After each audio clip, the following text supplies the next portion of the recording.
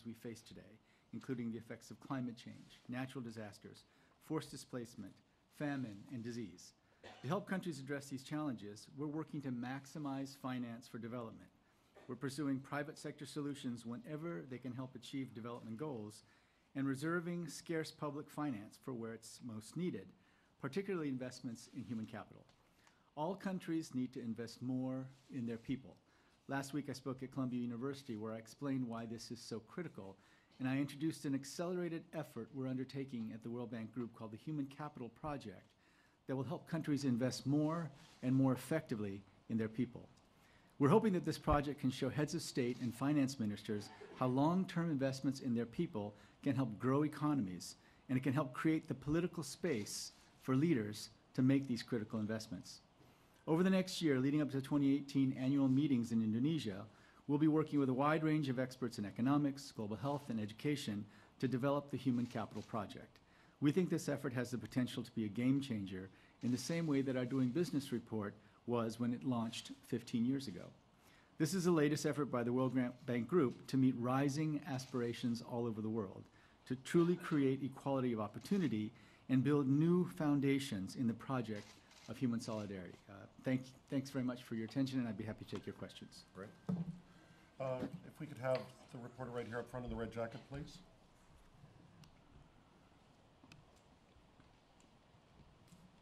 Good morning, Dr. Kim. I'm Cao Qingyun from China Central Television and CGTN America. In each of the past 5 years, an average of 30 million people were lifted out of poverty in China. Especially targeted measures were taken by Chinese government to help targeted groups to avoid self-dependence on welfare. How do you look at China's efforts in this battle against poverty? And my second question is, the 19th Party Congress is going to take place in Beijing very soon, which will set policy priorities for the next 5 years. What is your expectation on those policies, especially regarding development? Thank you. Yeah, thanks very much. You know, this is one of the great stories in human history, frankly. Starting in 1990 with the evolution of the Chinese economic system and its embrace of the market, the global market, China has lifted over 800 million people out of poverty. And so most of the progress that's been made in going from 40% of the world living in extreme poverty to now less than 10%, most of that progress happened in China. And so we're always looking for the lessons from that experience. And it continues. And we've been working very closely with China on things like ensuring that some of the more distant regions in China are also getting access to social services, to healthcare. We're working right now on a major overhaul of the healthcare system, and not an overhaul, a major, right now it's in the form of a pilot project. But if it works out, it could lead to a major change in the healthcare system that would, I think, help to improve outcomes overall. So this effort has been historic. I think we're still trying to understand exactly how 800 million people were lifted out of poverty, but it was one of the great successes. In terms of the Party Congress, of course, these are internal Chinese political matters. But I think China has been pretty clear about the direction it's going. In our joint document that we published some time ago called China 2030, it was very clear about how it's going to change the path of growth from focusing so much on investment and export to one focused on services and consumption, and that's actually happening. And so we are encouraged that China has stayed on a course of this change from what they call rapid growth to more quality economic growth.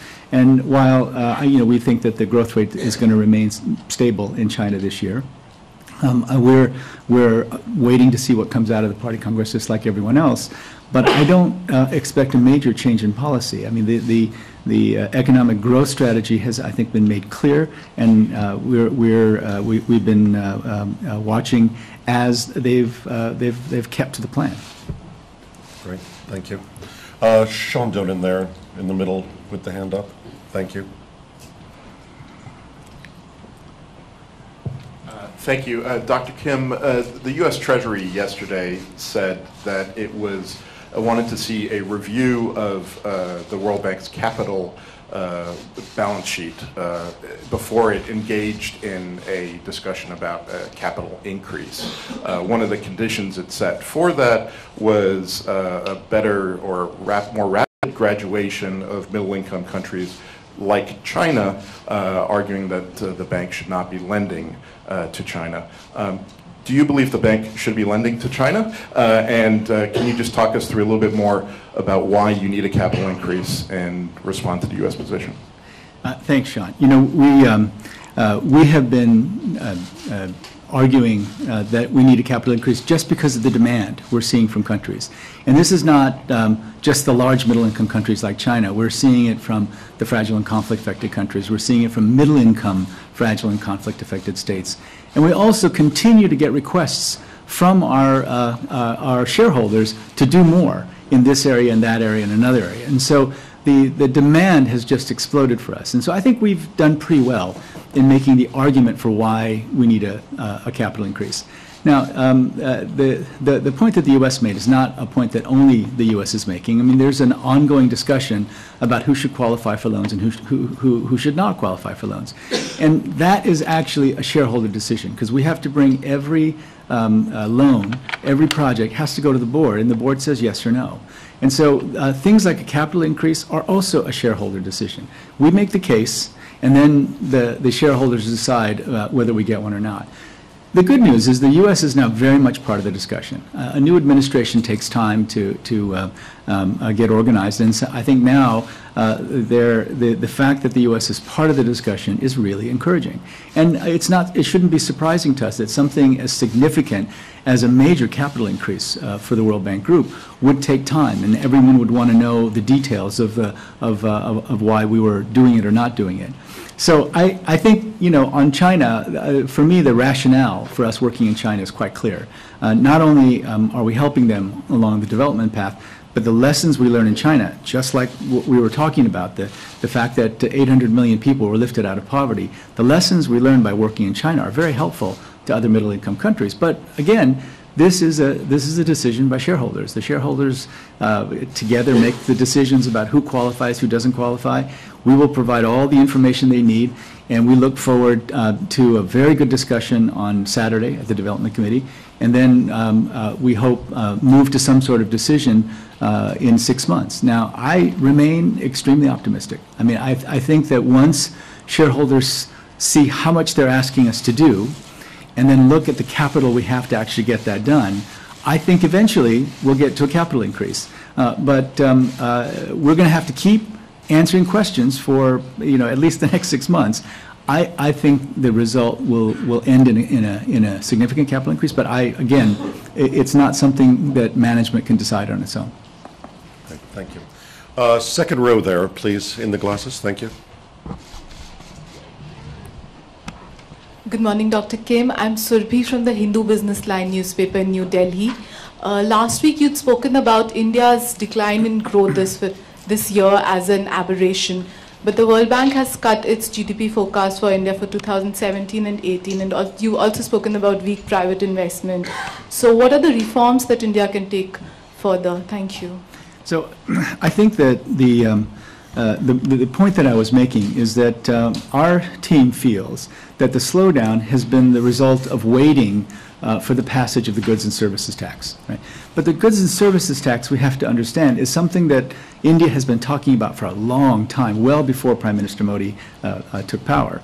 The goods and services tax is going to stop things like trucks being stalled for such a long time in transporting things through India, because at every border they have to stop and go through a complicated tax payment process. The goods and services tax will be very good for Indian growth, but for now, the sense is that companies are waiting until that passes before really making investments and taking action. So our sense is that this is temporary. Now, you know, Prime Minister Modi took a very different approach to our doing business report, and his approach was, we are going to move up quickly, and we're going to do the things that we need to do to reform the business environment. And the actions that he's taken are really quite substantial. So we'll wait to see what happens on the Doing Business report this year. But we've been very encouraged with the reforms that he has already taken. Now, he knows that there are more to do. And I won't be specific about them because they have prioritized them you know, for the government. But the reform process has been significant. And we think that certainly in the medium and the long term, the growth will reflect the seriousness of Prime Minister Modi's government in making those reforms. Yeah. Right. Yes.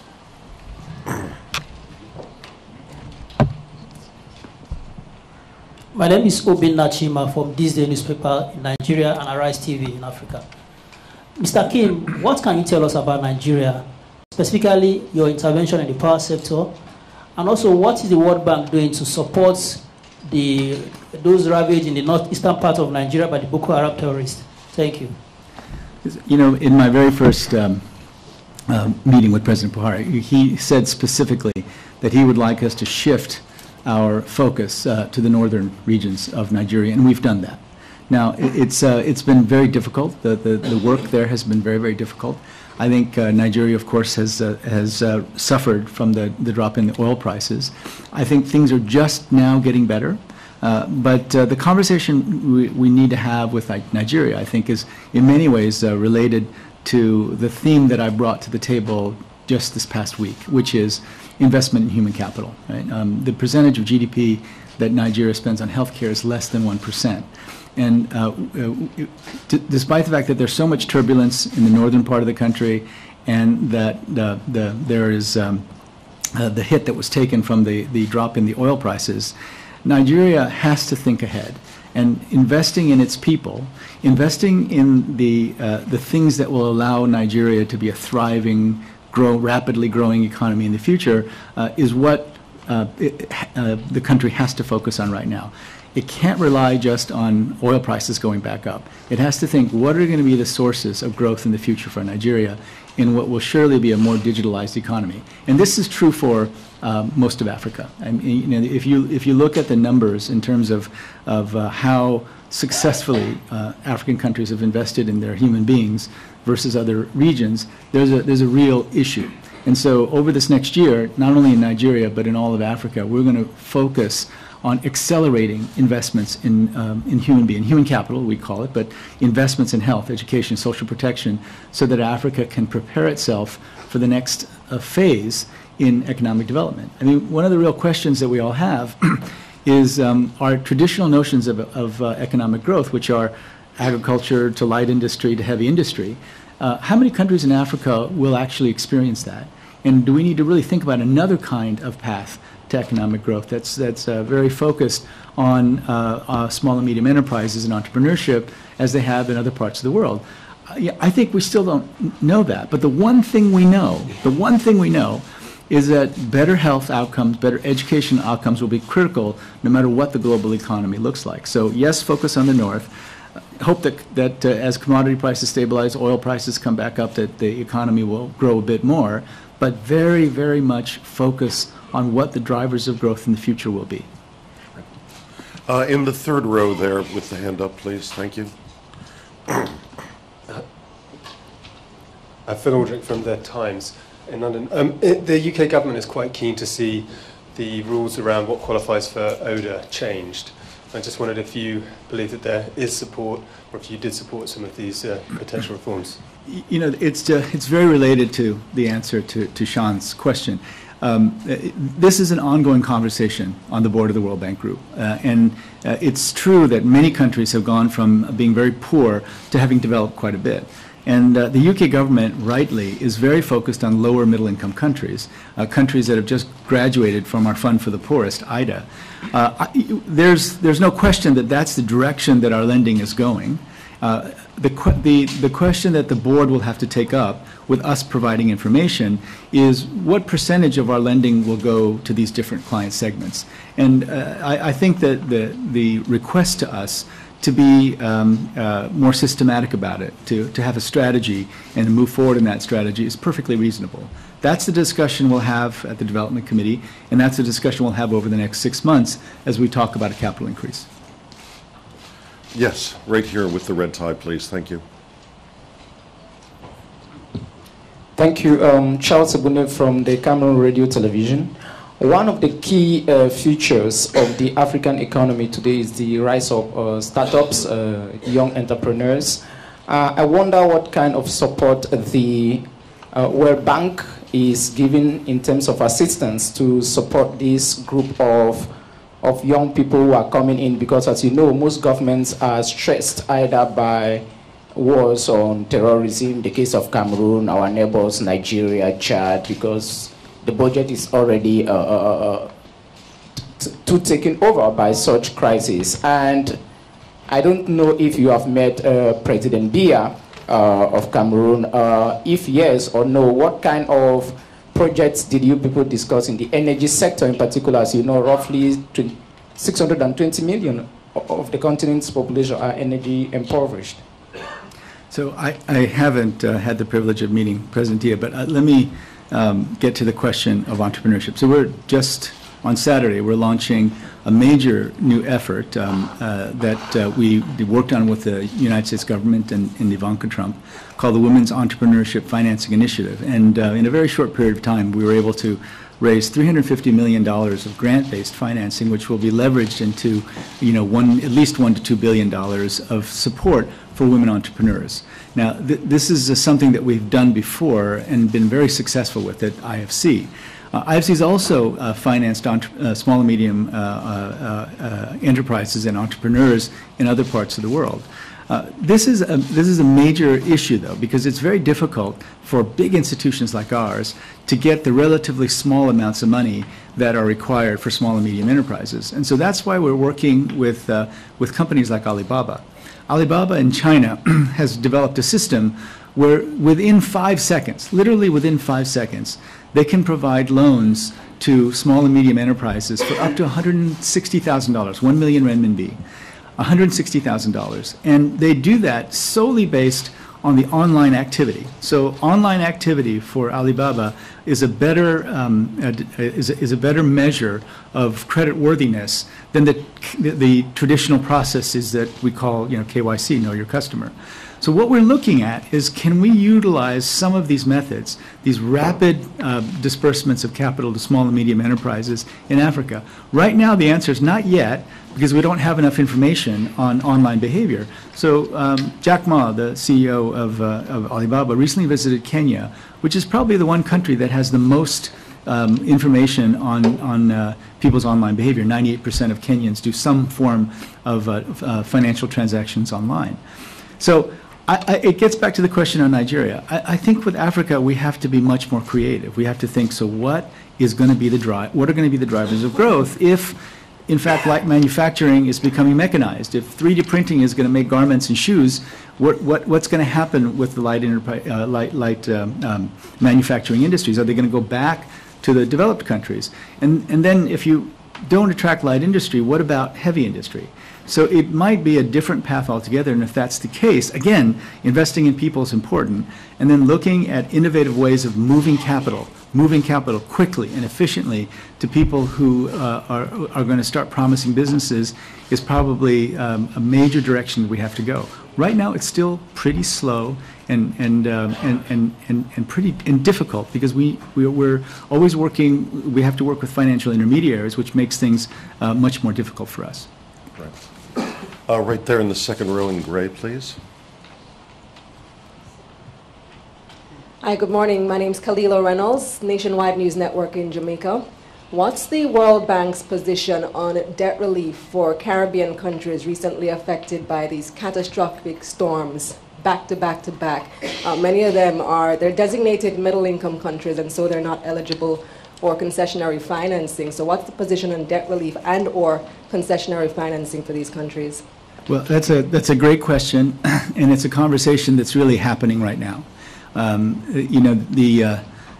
Our response to it has been to disperse, I think now over $40 million in relief, because what we had developed was a catastrophic drawdown facility where the multiple Caribbean countries together benefited from an insurance policy. And so we've done a lot to prepare countries for hurricanes and natural disasters, and we also have the insurance policy that dispersed automatically. But it's not nearly enough. I mean, there's going to be much more investment required. So now we're repurposing funds that had been designated for other purposes and now moving it toward rebuilding after the hurricanes. I'm not sure where the discussion is going to go, but I think that the discussion has to start right now. Jamaica especially has done so much in very difficult situation to create primary surplus, and we've all been very impressed with how seriously Jamaica has taken its own debt issues. But I think it will be a complicated conversation, but we all know that we have to step up, and in fact we're doing a ministerial meeting sometime later this week. I'm not sure which day, but there'll be a ministerial meeting where we talk precisely about how we're going to rebuild the Caribbean and what we will do about things like existing debt. In the fourth row on the aisle, please. If we can let the microphone through. Oh, they're good yet. One way or the other. Okay. Thank you. Buenos días, Jesús Antonio Vargas, Noticiero Económico Antioqueño. Vengo de Medellín y es el quinto año que asisto a estas reuniones de octubre. Yo sé que usted no necesita traducción porque trabajo como médico en los barrios pobres de la ciudad de Lima. Señor Kim, resulta muy interesante ahora que ya el Banco Mundial plantea este proyecto de capital humano, porque en los años recientes ustedes hablaron, por ejemplo, del ébola, del problema de los refugiados, y este año particularmente los efectos devastadores de las catástrofes naturales. ¿Puede usted, por favor, describir un poco cómo serán esas líneas centrales de este proyecto de capital humano que tiene en marcha el Banco Mundial? Muchas gracias. Muchísimas gracias por su pregunta, but I'll respond in English, so people don't have it.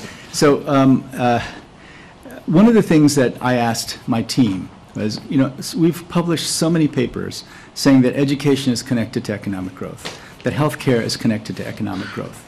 And so the question I asked them was, well, how deeply is it connected to economic growth? What do we know about the impact on economic growth of health and education, let's say over the past 25 years? And so the reason we can do this project now is because, one, there's so much more data than there was before on health outcomes, but also on educational outcomes. We're at the World Bank, we're not just looking at years of education, we're looking at learning-adjusted years of education. In other words, you may have gone to school for 12 years, but effectively your test scores reveal that you've only gone to school for 6 years, right? So we're looking at learning-adjusted years of education. Now, if you have real outcome data, and you can utilize some of the new methods, I mean, literally they're called Bayesian methods. It's the kind of methods that the big data companies use to sift through data, look through relationships. It's a very computationally intensive and complex way of looking at data. But I asked a group out in the University of Washington, linked to the Gates Foundation, if they could take all the data we have on health and education. They are the best in the world at looking at differential health outcomes. And then taking our data from economic growth over the past 25 years, and then doing these very complex regressions to see what the relationship is. And the initial relationships that we saw were just stunning to us. So if you look at the top 25% of countries that have improved human capital over the last 25 years, and you compare them to the bottom 25% of countries that have not improved human capital so well over the last 25 years, the difference in economic growth is as high as 1.25% of GDP per year. Right? So when we saw this data, the economists, the chief economist Paul Romer and others, we were quite surprised because these are profound connections of improving human capital and economic growth. So we felt that it was simply our responsibility to reveal that to our member countries, and so we're working over the next year on coming up with a ranking. And the ranking will look at two things. One part of the ranking will look at the stock of human capital. So, we talk about stock and flow. So it's not just what you have now, but what your income is, what the flow of new human capital is like. So we're going to look both at what is the existing stock of human capital and look at the flow, meaning how quickly are countries improving their human capital. And then if you project forward, if it was that powerfully connected to economic growth over the past 25 years, in my mind, and I don't know this for sure, but in my mind, as you look forward, that connection is going to be even more powerful as the economy becomes more digitized, it requires much more sophistication in a digital economy. So we're doing this in order to create an environment where heads of state and ministers of finance can look much more realistically at the cost of not investing in human capital and the benefits of investing in their human beings. Now, Latin America, over time, has invested more in health and education, but the outcomes have not been improving fast enough. So what we hope will happen, for example, in Latin America, is that they'll come to us and to other organizations and say, okay, so we've been investing more but not getting the results. Can you help us be more effective in our investments in human beings? That's what we're really hoping for. And for me, I think we're really on a race with time. Because what will happen is if young people are stunted and as children, as infants, and then don't get the education they need, they're going to find themselves living in an economy where they just can't compete. And that is going to be, I worry, a source of instability, conflict, violence going forward. So we've got to move on this very quickly, and so this is why we're so committed to putting this project together, which will include rankings of both stock and flow of human capital. Thank you. In the fourth row, this woman here, please. Thank you.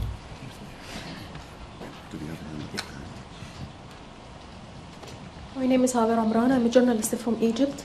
I just have a question. What do you think of the Egyptian process reform right now, and if there are new steps to be taken to enhance the economy and make people feel satisfied? Thank you. So when I first met President al-Sisi, I think three years ago, he told me that he wanted to start a massive reform process where he would take on everything at the same time. And so, in fact, we'll be featuring some of the reforms in Egypt in my speech tomorrow morning. One of the things they did, in 2013 when he took over, fossil fuel subsidies were 6.6% of GDP. And that meant that Egypt was spending more on fossil fuel subsidies than on health, education, and social protection combined. And so they went through a process of removing fossil fuel subsidies, and what that did was that created an extra $14 billion in the budget for other items like social protection programs, like early childhood programs. And so the reform process has already had direct benefits. Growth was 4.7% in Egypt this past year. Now, it's going to be critical to continue those reforms. And we remain committed to Egypt in taking those reforms forward. But here's what happened, that in removing the subsidies and in going through a number of policy reforms, financial institutions, investors came on board. Over 15 now, financial investors came in and are now investing in the Egyptian economy. And this gets at the core of what we've been talking about in terms of our cascade. In other words, we support governments. The public sector side of the World Bank Group supports governments to make reforms, and then the private sector side works with private investors to invest more. And what that does eventually is it frees up money to invest in human beings, and that's just what Egypt is doing. Now, we continue to be deeply engaged. We have a very large portfolio. The whole portfolio is about $8 billion. But growth, stability, and reduction of inequality, better provision of social services is not just critical for Egypt, it's critical for the entire region. Building hubs of stability in that region is a crucial part of our work going forward. Great. We have time for one more, and I'll turn to front row at the end, please. Larry Elliott, thanks. Larry Elliott of The Guardian. Talking to NGOs and civil society groups this week, they say that the bank talks a very good game on inequality, but doesn't always live up to its rhetoric. And there's two main criticisms. One is that the governance of the bank is still heavily skewed in favour of rich, developed countries, despite the reforms. And the second is that quite a lot of what the bank does on the ground doesn't actually help the fight against inequality. One example would be bank support for private education in Liberia, which is excluding a lot of people from schools. It's expensive. So their real message is that you talk the talk but don't walk the walk. What's your reaction to that? So, you know, we have a great relationship with NGOs and CSOs, and that dialogue has shaped the World Bank over the past 20 years tremendously. We wouldn't have the environmental and social safeguards if not for the insistence of NGOs. But we have and continue to play a huge role. We're the largest financiers of education in the world. We just made a $15 billion commitment to healthcare. On the issue of private education and private healthcare, you know, we are approaching this not from an ideological perspective. We're approaching it from the perspective of how do you improve health outcomes and educational outcomes as quickly as possible. Now we're in the middle of preparing our own sort of guidelines and overview of when private sector intervention in health and education might make sense. But I would urge you, Larry, to take a look at the larger project, the Human Capital Project. Why are we starting the Human Capital Project? Because what we see is that, for example, when countries graduate from being IDA borrowers to IBRD borrowers, paying a higher interest rate, they drop all of their borrowing for health and education because they don't think it's worth the higher interest rate. You know, many IBRD countries will come to us and much prefer loans on roads or energy, which are important, than investing in people. Right? So we did a study of what are the things that have had the biggest impact on inequality. And it turns out, of course, not surprisingly, that investments in health, education, social protection are three of the most important parts of reducing inequality. Because effectively what we're saying is, if you don't start with literally the potentially pregnant woman, not even the pregnant woman, and make sure that her health is what it should be, then people are not going to have equality of opportunity. They're not going to have an equal chance. And so part of my motivation for starting the Human Capital Project is that heads of state and ministers of finance, who, by the way, are the ones who make the final decision. This is one of the things that have happened out of the NGO, CSO engagement with the World Bank. They told us that you've got to put countries in the lead. Countries have to make the decisions. And we've come to see that investment in those things that reduce inequality the most is not the choice that many heads of state and ministers of finance are making, but we believe it's because of a misunderstanding about the drivers of growth. And that's why the Human Capital Project is aimed at revealing to heads of state and ministers of finance just how powerful that connection is, and how I think how much more powerful it will be going into the future. Now, on the private sector, let me just leave you with this. You know, our bottom line is that it has to increase quality, it has to increase access. It can't, you know, everyone should be able to afford it. The poor can't be left out. Now, in some countries like India, where a majority of health services are provided by private practitioners, you cannot talk about a reform of the Indian healthcare system without talking about a reform of the private sector. Right? So I think, having been part of the critique 20 years ago, 50 years is enough, when we were all trying to close the World Bank on its 50th anniversary, the evolution has been tremendous. And please just take a look at what we're doing with the Human Capital Project. I think that you will see in it a much more determined effort to get at inequality. Great. Thank you all very much.